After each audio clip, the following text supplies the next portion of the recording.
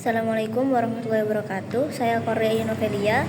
Saya akan menjelaskan hakikat kurikulum. Hakikat kurikulum terbagi menjadi 4, yaitu sejarah perkembangan kurikulum, pengertian kurikulum, pandangan atau konsep kurikulum, dan fungsi kurikulum. Sejarah kurikulum secara etimologi berasal dari kata kurikulum yang berasal dari bahasa Latin, yaitu kurer yang berarti jarak tempuh atau lintasan balap, yang awalnya digunakan di dunia olahraga lalu diadopsi ke dunia pendidikan sebagai lintasan pembelajaran.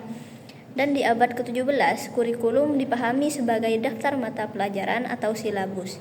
Dan ke abad 20, John Dewey 1916 memperluas makna kurikulum sebagai pengalaman belajar yang dirancang oleh sekolah. Sejarah kurikulum di Indonesia di tahun 1947 rencana pelajaran mulai terurai. Lalu di tahun 1968 menekankan pada pembangunan nasional. 1975, 1984, dan 1994 berorientasi pada tujuan dan kompetensi dasar. 2004 KBK, 2006 KTSP, 2013 K13, dan 2022 sampai sekarang yaitu kurikulum merdeka.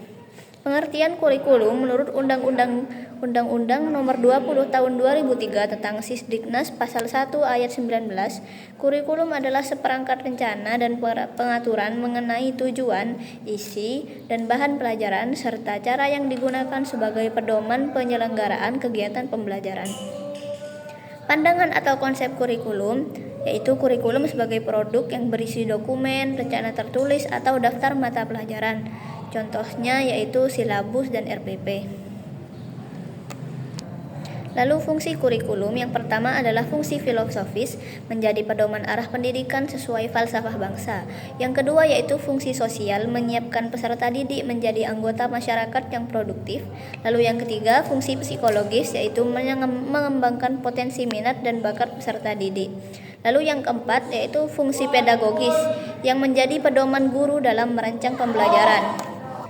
Lalu yang kelima ada fungsi administratif yang memberikan standar kontrol dan evaluasi terhadap proses pendidikan. Nah, kesimpulan dari penjelasan ini adalah yang pertama yaitu kurikulum merupakan inti dari proses pendidikan. Yang kedua, hakikat kurikulum meliputi sejarah, perkembangan, konsep, dan fungsinya. 3. Kurikulum tidak hanya dokumen tertulis tapi juga pengalaman dan juga proses pembelajaran. Mungkin hanya ini yang dapat saya sampaikan, kurang lebihnya mohon maaf. Wassalamualaikum warahmatullahi wabarakatuh.